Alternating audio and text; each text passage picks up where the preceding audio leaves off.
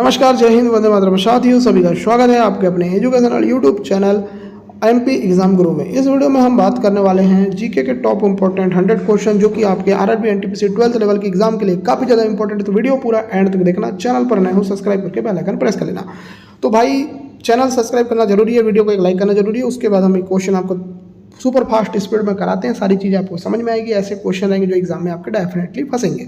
तो पहला क्वेश्चन कि भारत का सबसे प्राचीन राजवंश निम्नलिखित में से कौन सा है? तो इसका जो आंसर आ जाएगा वो आ जाएगा हर्यक वंश। हर्यक वंश इसका राइट आंसर हो जाएगा। ऑप्शन नंबर सी के साथ आप लोग चले जाएंगे। अब देख लेते हैं नेक्स्ट क्वेश्चन। व्यापार संतुलन कब प्रतिकूल होता है? व्यापार संतुलन कब प्रतिकूल हो जाता है? तो इसका आंसर हो जाएगा जब आयात जो है वो निर्यात से अधिक हो जाता है, तो उस केस में क्या होता है? व्यापार संतुलन प्रतिकूल हो जाता है। चलिए आगे देख लेते हैं नेक्स्ट क्वेश्चन। जलियांवाला बाग नरसंहार के विरोध में गांधी जी ने कौन सी उपाधि लौटाई थी?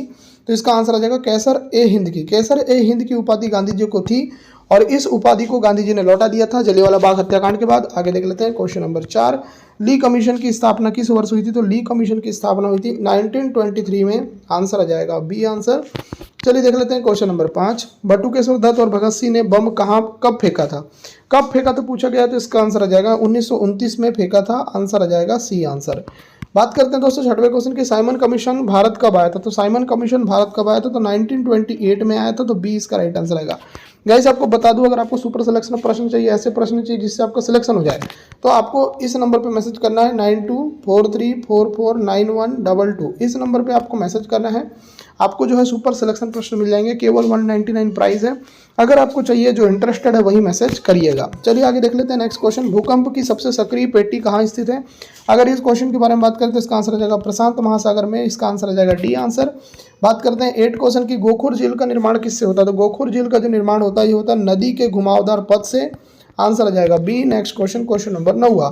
बालू का स्तूप और लोयस किससे बनते हैं? तो दोस्तों ये बनते हैं आपसे पवन से। बालूका के स्तूप बनते हैं और लोयस जो बनते हैं ये बनते हैं आपके पवन से। आगे देखिए 10वां क्वेश्चन। 0 डिग्री अक्षांश को क्या कहा जाता है? तो गाइस इसको कहा जाता है विषुवत रेखा। आंसर आ जाएगा डी आंसर। 11वां क्वेश्चन। चीन का मैनचेस्टर किसे कहा जाता है? तो चीन का मैनचेस्टर शंघाई को कहा जाता है। सी इसका राइट आंसर आएगा। बात करते हैं 12वें की। हिमालय कितनी श्रेणियों में विभक्त है? तो हिमालय 3 श्रेणियों में विभक्त है। आंसर आ जाएगा सी आंसर। आगे देखिए क्वेश्चन नंबर 13। चिरहित वनों में वर्षा की मात्रा कितनी होती है? तो चिरहित वनों में वर्षा की मात्रा 200 से 300 सेंटीमीटर होती है। सी इसका राइट आंसर आएगा। बात करते हैं 14 की। संथाल जाति किस प्रजाति से संबंधित है? तो संथाल जाति जो है द्रविड़ से संबंधित है। तो सी इसका राइट आंसर आएगा। बात करते हैं नेक्स्ट क्वेश्चन की। Question number 15। मानचित्रों में नदी को किस रंग से दिखाया जाता है? तो इसका आंसर आ जाएगा नीला रंग से। तो इसका आंसर आ जाएगा डी आंसर। आगे देखिए क्वेश्चन नंबर 16। डोलेराइट किस प्रकार की चट्टान है? तो डोलेराइट जो है ये आग्नेय चट्टान है। सी इसका राइट आंसर आएगा। आगे देखिए 17 क्वेश्चन। भूपटल की मोटाई लगभग कितनी होती है? तो भूपटल की मोटाई होती है 35 किलोमीटर। कितनी होती है? 35 किलोमीटर होती है। आंसर आ जाएगा ऑप्शन नंबर बी। आगे देखिए नेक्स्ट क्वेश्चन।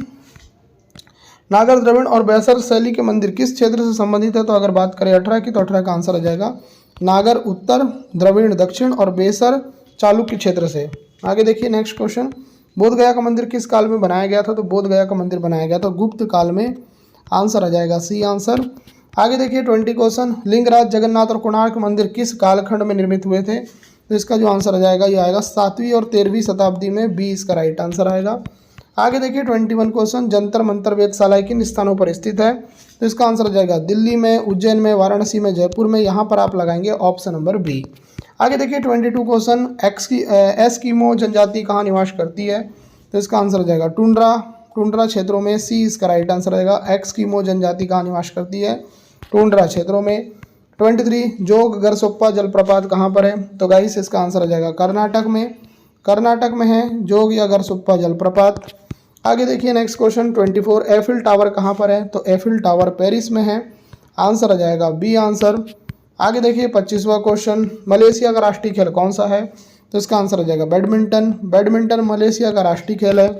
आगे देखिए 26वां क्वेश्चन। फिजी की राजधानी क्या है? तो फिजी की राजधानी है सुआ है। आंसर आ जाएगा सी। Next question 27। यूनिसेफ की स्थापना कब हुई थी? यूनिसेफ की स्थापना हुई थी 1946 में। आंसर आ जाएगा ऑप्शन नंबर बी।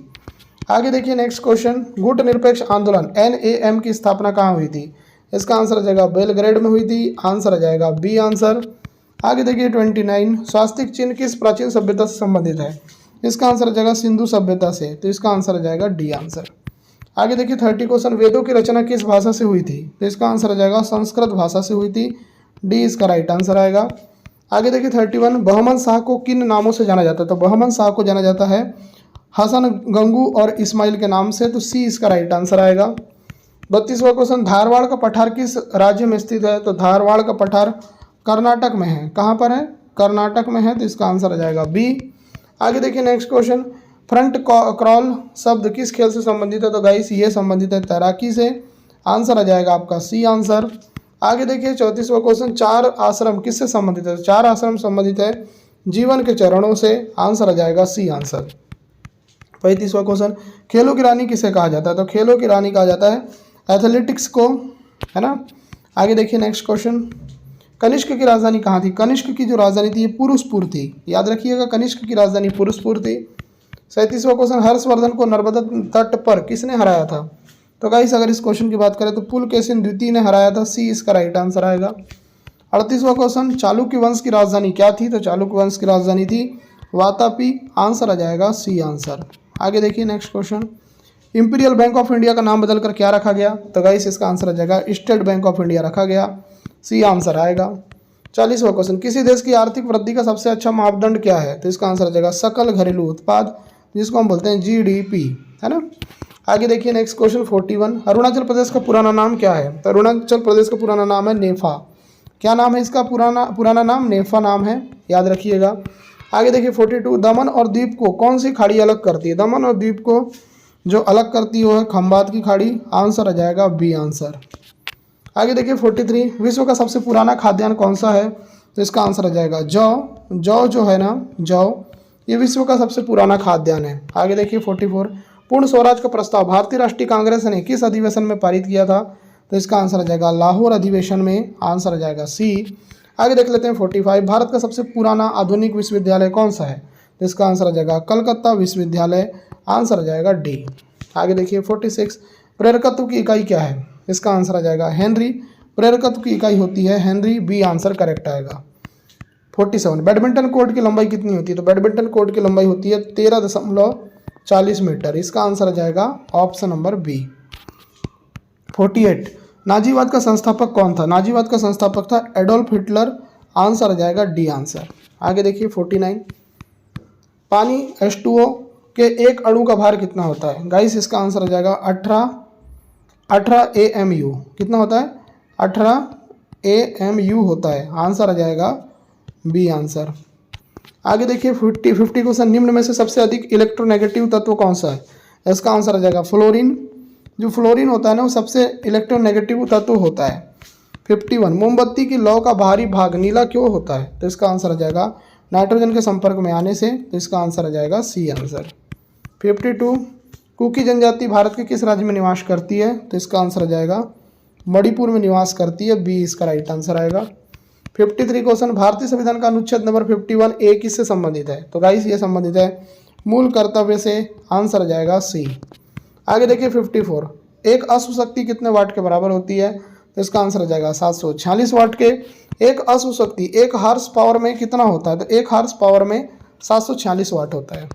आगे देखिए 55वां क्वेश्चन, अल बरूनी भारत में किसके शासनकाल में आया था? तो अल बरूनी भारत में आया था महमूद गजनवी के शासनकाल में, आंसर आ जाएगा बी आंसर। आगे देखिए 56वां क्वेश्चन, दुनिया का सबसे बड़ा द्वीप कौन सा है? तो इसका जो आंसर आ जाएगा ग्रीनलैंड, ग्रीनलैंड इसका राइट आंसर आएगा। आगे देखिए 57, टेलीस्कोप का आविष्कार किसने किया था? टेलीस्कोप का जो आविष्कार है वो किया था गैलीलियो ने, आंसर आ जाएगा सी।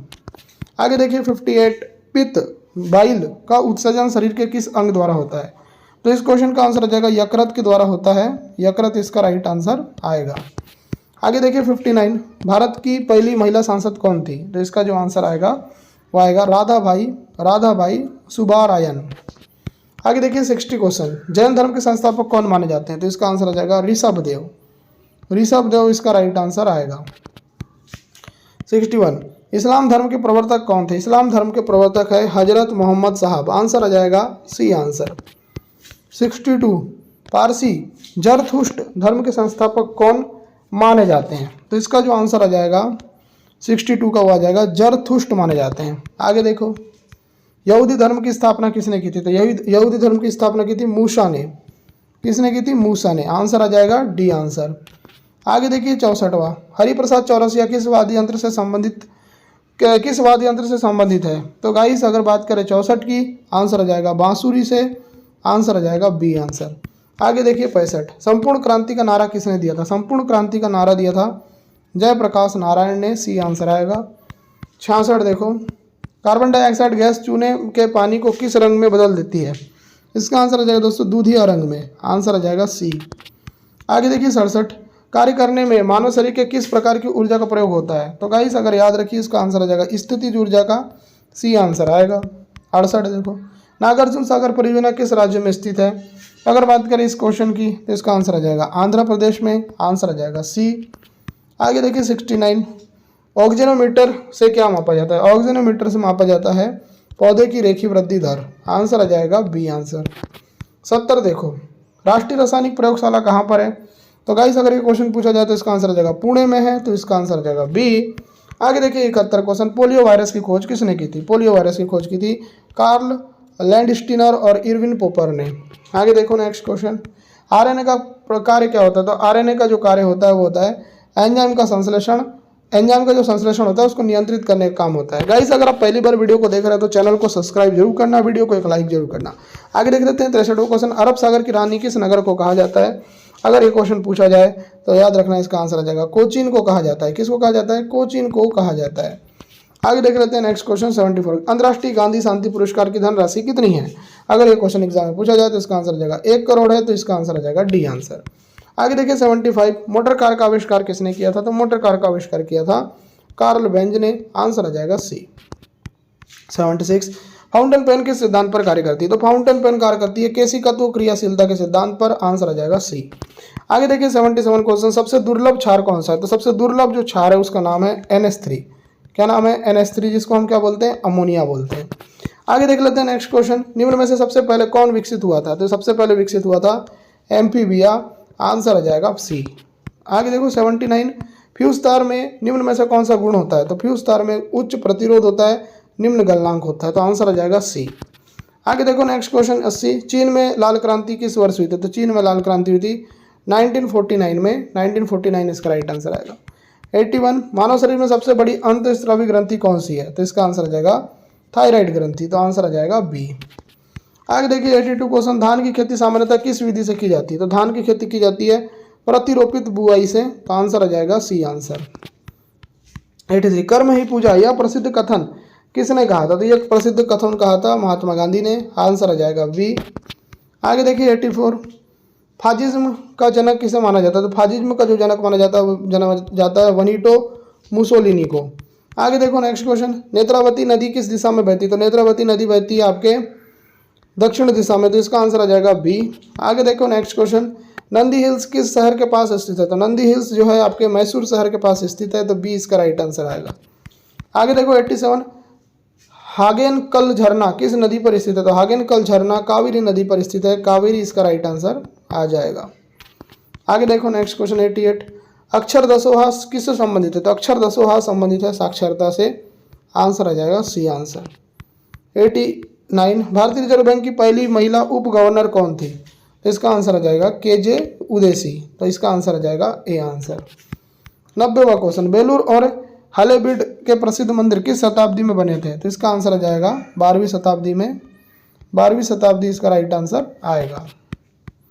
91, मुद्रास्फीति किससे मापी जाती है? तो मुद्रास्फीति मापी जाती है थोक मूल्य सूचकांक से। आंसर आ जाएगा ए।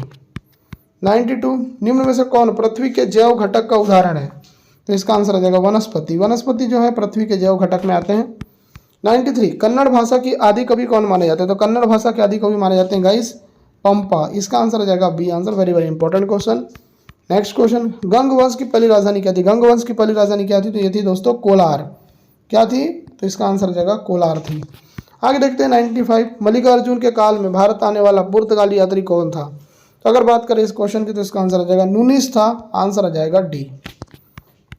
96, सर एम विश्वेश्वरैया औद्योगिक और एवं तकनीकी संग्रहालय कहाँ पर है? तो इसका जो आंसर आ जाएगा बंगलुरु में है। बंगलुरु इसका राइट आंसर आएगा। चलिए देखते हैं नेक्स्ट क्वेश्चन 97, सेल के समानांतर जोड़ने पर ईएमएफ पर क्या प्रभाव पड़ता है? तो इसका जो आंसर आ जाएगा घटता है। क्या होता है? घटता है। आंसर आ जाएगा घटता है। आगे देखो 98, भारत की सबसे पहली महिला सांसद कौन थी? तो इसका आंसर आ जाएगा राधा भाई सुब्रायन। आगे देखिए 99 क्वेश्चन, बीन फसल किसके निर्धारण में सहायक होती है?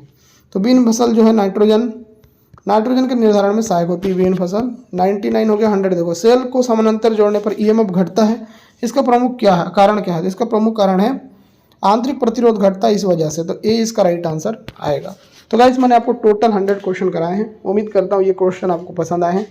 पसंद आए क्वेश्चन तो वीडियो को लाइक करो, चैनल को सब्सक्राइब करो, नोटिफिकेशन बेल को प्रेस करो। इस वीडियो को देखने के लिए धन्यवाद। आपका दिन शुभ हो और वीडियो को एक लाइक जरूर करना। धन्यवाद।